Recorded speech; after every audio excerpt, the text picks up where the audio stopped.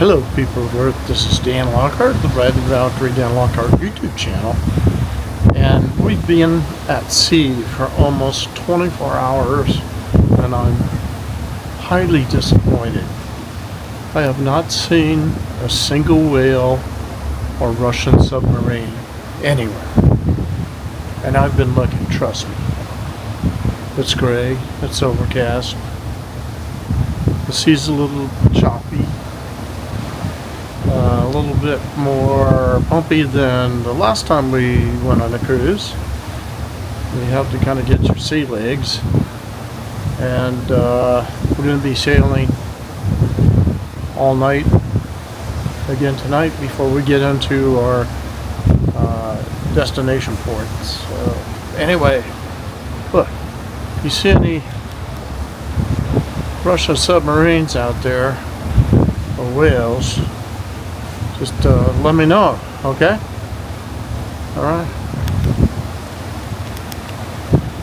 Thanks a lot. If you like my video, please give me a thumbs up and subscribe to my channel down below. We'll see you in the next one.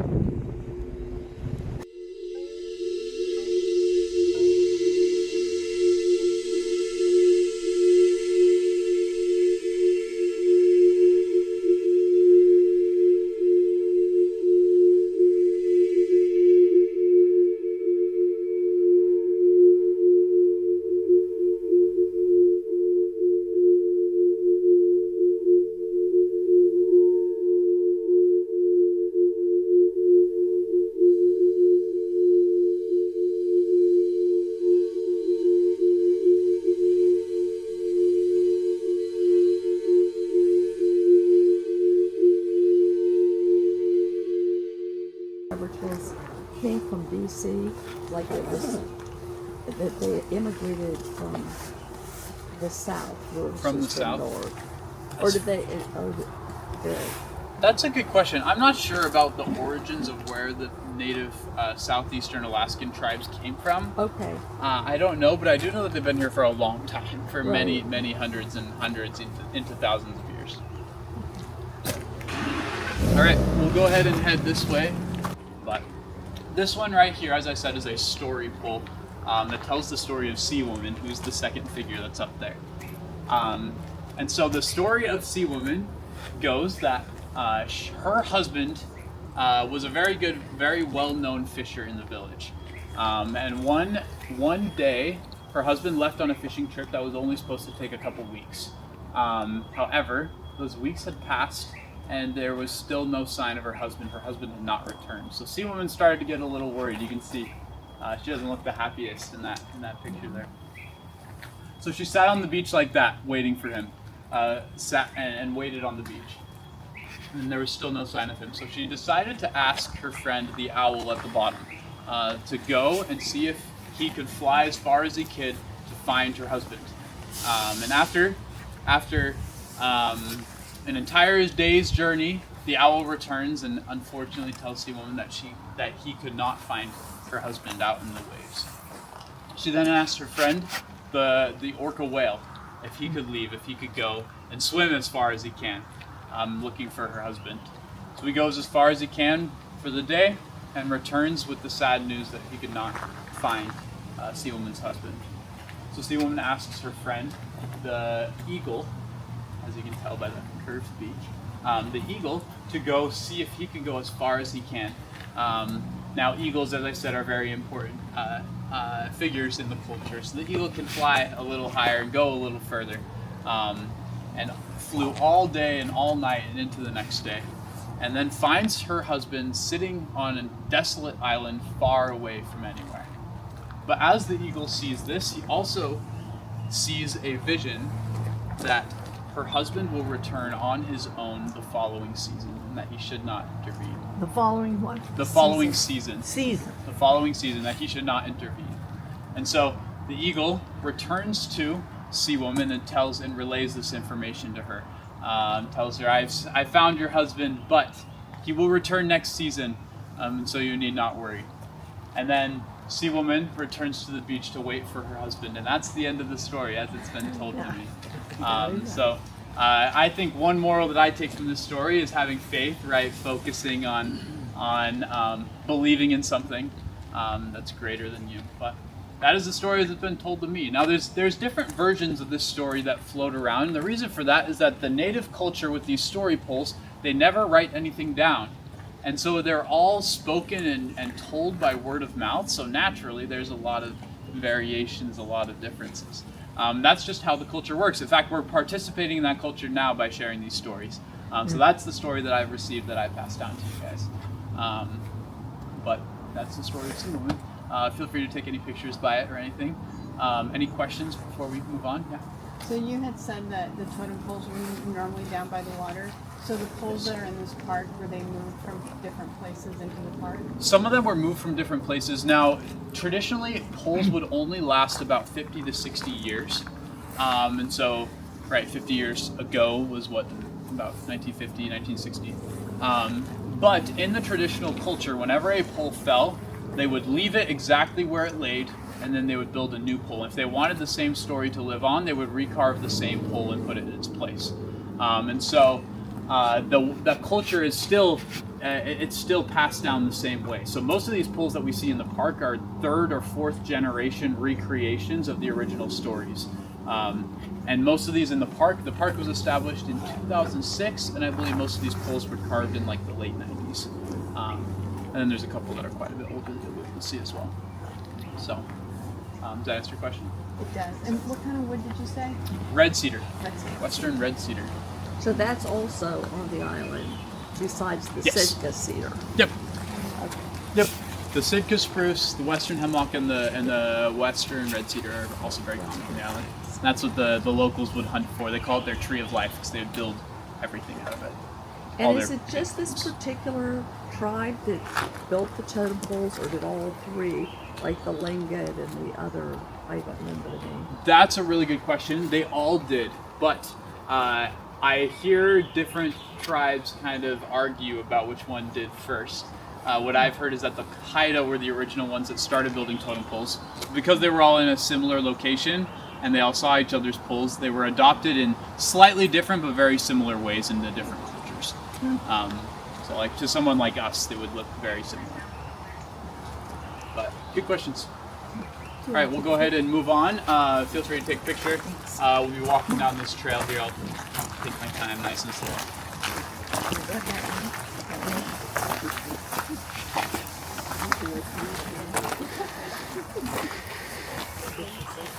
It's so green.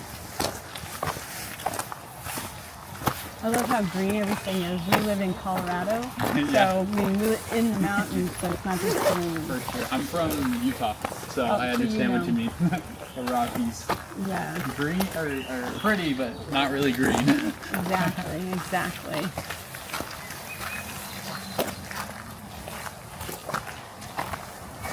What brought you here? Just a job for the summer. I'm going to school at Utah State up in northern Utah, and they like recruit at my college, and I heard about it that way. And That's super so fun. yeah, I finished the spring semester, and then I'm here until the fall semester starts. Just make a little money and adventure a Nice. little bit. But That's a great opportunity. it's been a lot of well known for being good fishermen. There was a lot of good fish, and the tribe was very well off.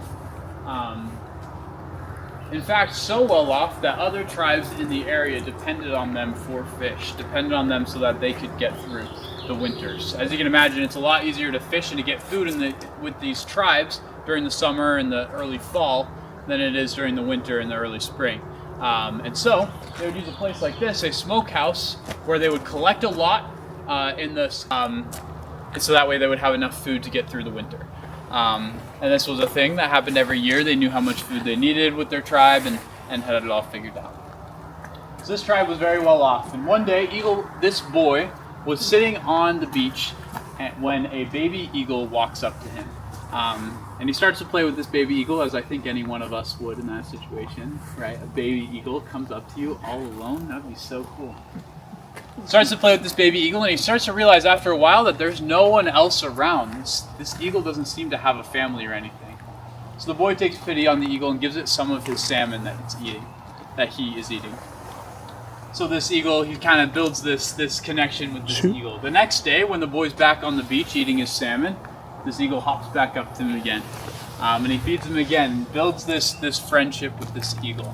And the boy provides salmon for this eagle for every day for the future, for the coming weeks and the coming months and the coming years as the eagle grows up.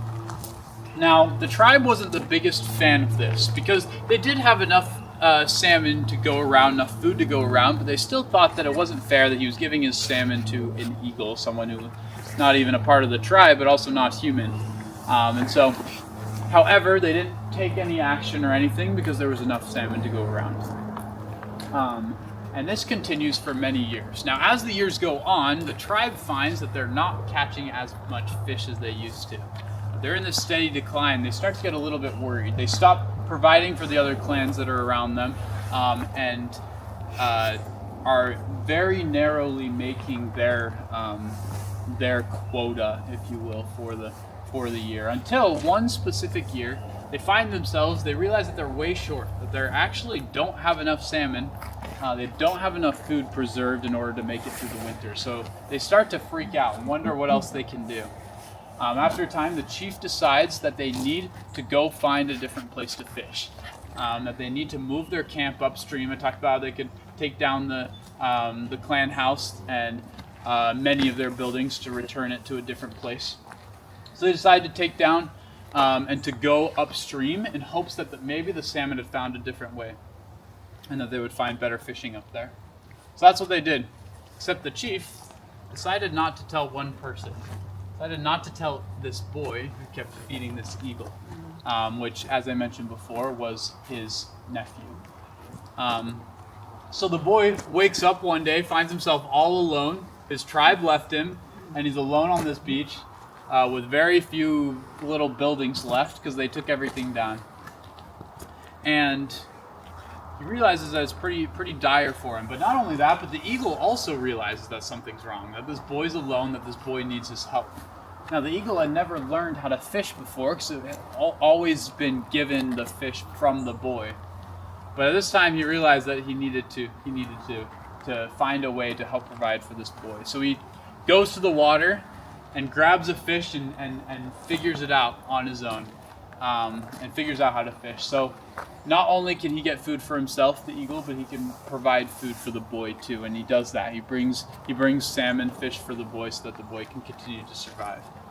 And not only that, but eagles are really good fishers. And so he continues to bring more and more and more salmon. So much so that Eagle Boy starts to fill up the smokehouse to provide for himself for the future. And this continues until the smokehouse is full, and there's so much salmon that the entire village could have been fed with it. But the village is upstream, and the tribe is still struggling. They go upstream hoping that there's going to be better salmon fishing there, but they find it's even worse. There's not much to go around. And they realize that they're in such a dire spot that the only option that they have is to return back to their base camp where they have a bit more shelter for the winter and hope that something had changed and that there was more food, or many of them would be marching to their deaths back down to their camp. At this point, they thought that Eagle Boy was long dead. But as they returned to camp, they were surprised to see him still there and alive and healthy. And Eagle Boy, at this point, this boy had this decision to make if he was going to return, welcome his tribe back in, who basically had left him for dead, and if he would provide more food for them and the salmon that he had stockpiled, which, of course, for the story he did, and he gave them what they needed and welcomed them back in. Now, years later, you can see he's actually wearing a similar hat to the chief. That's because that is that hat with the curved brim represents a chief, and so he was called to be a chief later after this experience because of this moment. But that is the story of Eagle Boy, and that is one of my favorites. It was also pointed out to me recently that story also follows the story of Joseph in Egypt in the Bible, if you know that story at all. His family basically leaves him for dead, sells him into slavery, and then after the 7 years of good growing, the 7 years of famine come, and he decides to share back with his family who basically left him for dead. So I really like that parallel. I thought that was cool when I learned that. But that's the story of Eagle Boy. That story is also depicted on this panel in front of the smokehouse to represent him filling the smokehouse with fish. We'll go ahead and take a walk through there. Actually, let's. Mom, do you want to go to the gift shop? Go stay over there.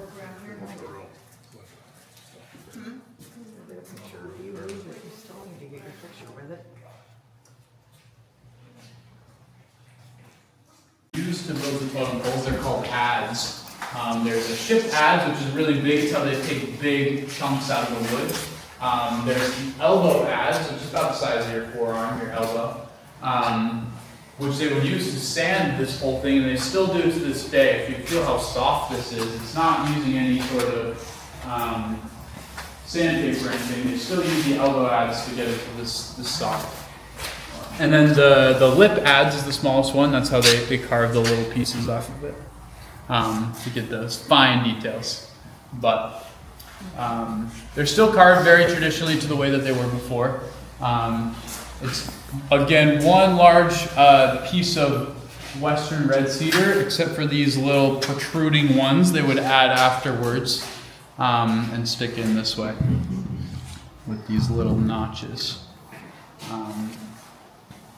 But that's a little bit of information here. We are running a little short on time if we're going to make a trip downtown.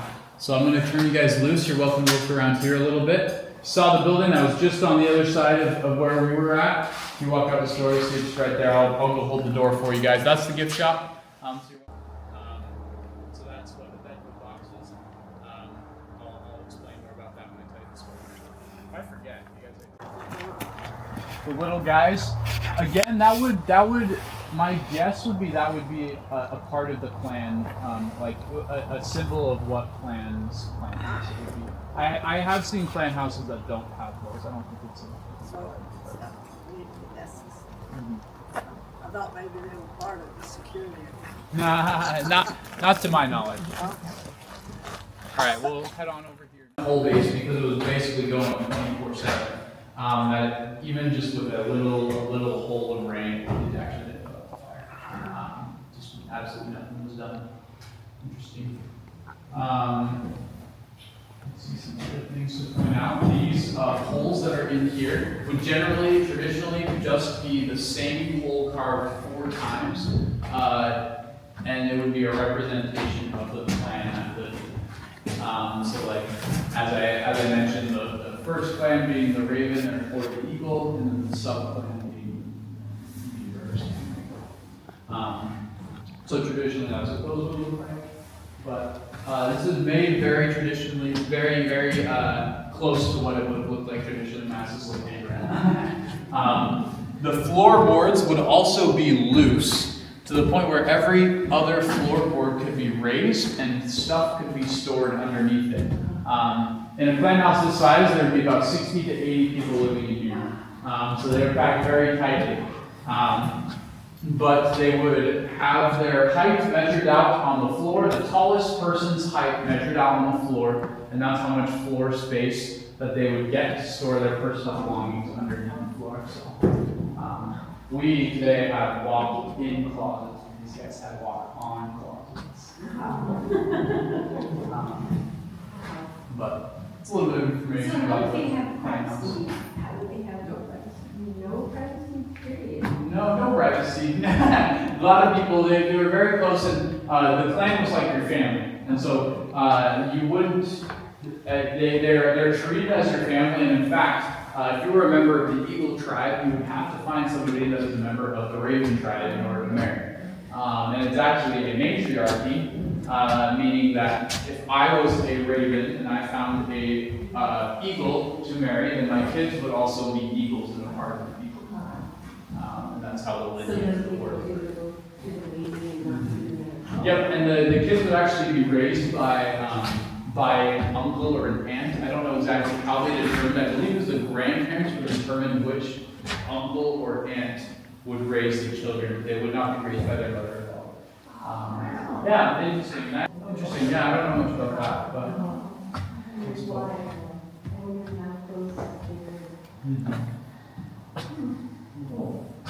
That's kind of like off the clan house. You can see back there, I should point that out, that is another depiction of the Thunderbird. You see the red cedar bark that's coming out of the shin, I guess, of the Thunderbird.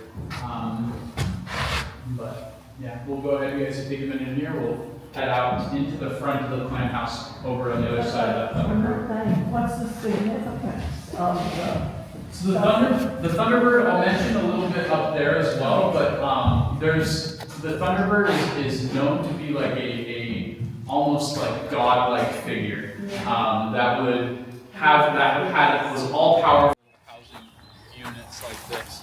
So these are examples of what those would look like. I also want to point out on top of those, you see the moss that's growing on there. That was not an accident. They would build these purposely under shrubbery and under bushes so that the sticks and the seeds would fall on their roofs, which would attract birds, which would eat up those seeds and leave droppings on the roof, which would fertilize it really well for things like moss to grow. Why? Because of insulation. It would really help warm it a lot, especially in a place like this where there's not always a fire going. It would be able to stay a lot warmer in there. So I think they should try to like make something up there, try and plant some like a garden on the roof. I think that'd be cool, but it was used for insulation, so pretty cool. We'll head now into the clan house and talk a little bit in there. It's probably my favorite place in this whole park.